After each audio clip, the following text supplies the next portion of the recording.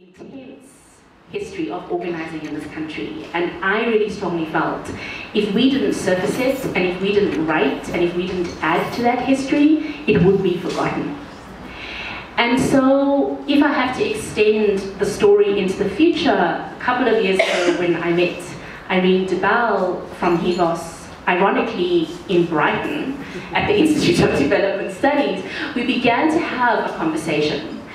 And as we moved deeper into the conversation about publishing, a set of issues that I encountered in the production of the book began to surface yet again. And those issues were really around the politics of knowledge production and voice. And at the time of doing the research for the book, I really grappled with the ideas around identity politics. Who was I to tell the story of women's organizing in Zimbabwe? I'm one person. I carry my identity in very, very specific ways. And what did I have a right? Did I have a claim to tell that story? And that was a really hard question. And it was a question that resurfaced almost 8-9 years later. What right do I have to publish this book in this form? And the way that I resolved that for myself was to say, and it hinges on the danger of the single story. When you tell the story of women's organizing in Zimbabwe, it can be told in so many different ways. Every single moment that I use as a key moment in that book can be a book in itself.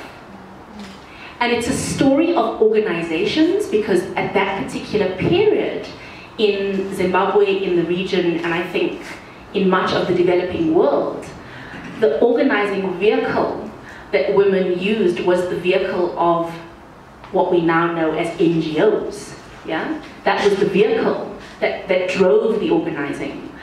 But those organizations were populated by people, by women. Yeah? And it is those women who drove processes and agendas. And I think that part of the contradiction that lies in this particular book is that at the time that I was doing the research on absolutely no budget,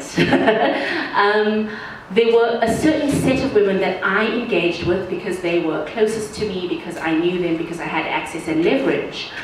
But the story is much deeper and broader than the voices of those women.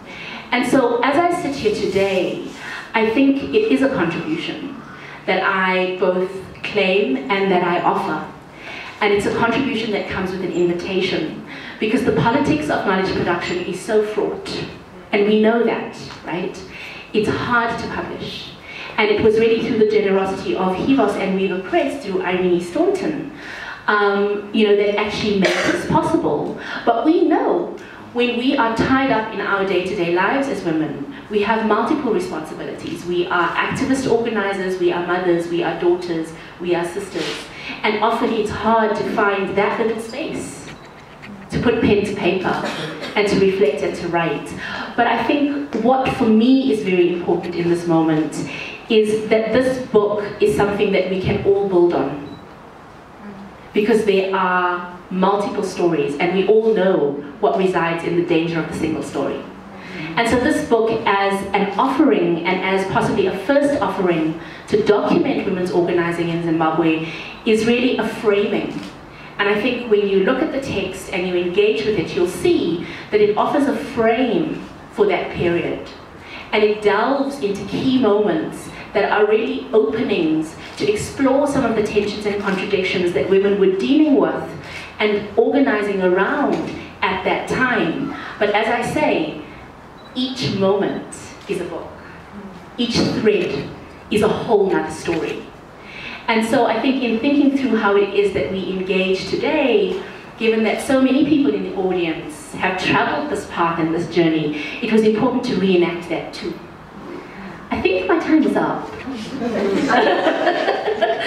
So I will stop there, lest I get beaten with the rose.